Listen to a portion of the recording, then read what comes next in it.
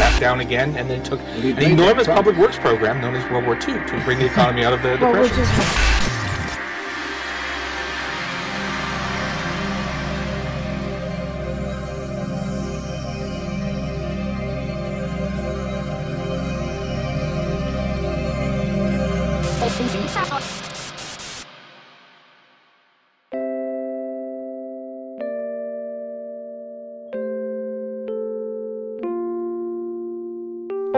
What is the broken window fallacy?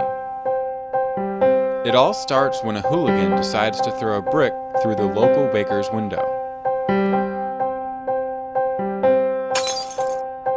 The community gathers at the bakery to discuss what has happened. I feel bad for that poor baker. He's lost a window. It's true, but if you stop and think about it, maybe it's not all that bad. After all, the baker does have to repair his window, which means the glazier will now have work to do. After getting paid, the glazier will probably spend his new income on some of your crops. Then you'll have income to spend on even more goods and services. Biscuits and gravy! The hooligan has actually stimulated the economy. Imagine how many more jobs would have been created if the hooligan had done more damage. Have you all lost your minds, huh? Haven't you read Frederick Bastiat or Henry Hazlitt?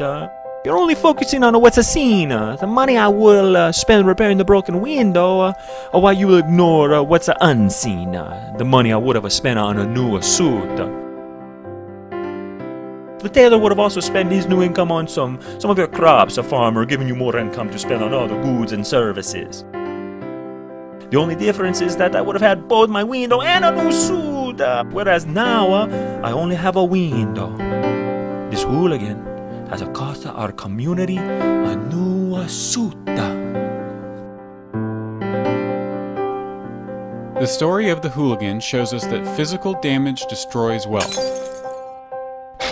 After all, if the hooligan's act actually did stimulate the economy, then society would have been better off if he had destroyed the sign, the building, and the rest of the town. But the broken window fallacy is much more prevalent than it may first seem. In fact, it remains at the core of mainstream policymaking. For example, when the government claims to create jobs by financing public works programs, such as construction, it does so at the expense of its citizens in the form of either higher taxes or inflation. The citizens would have spent their tax dollars on other goods and services, like refrigerators or surfboards or movie tickets, which would have increased job growth in those industries.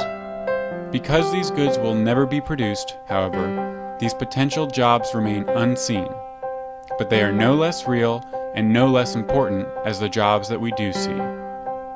So if you ever hear of the stimulative effects of wartime spending, tariffs, or stimulus bills, know that this is merely our old friend, the broken window fallacy, dressed in new clothing and grown fat beyond recognition.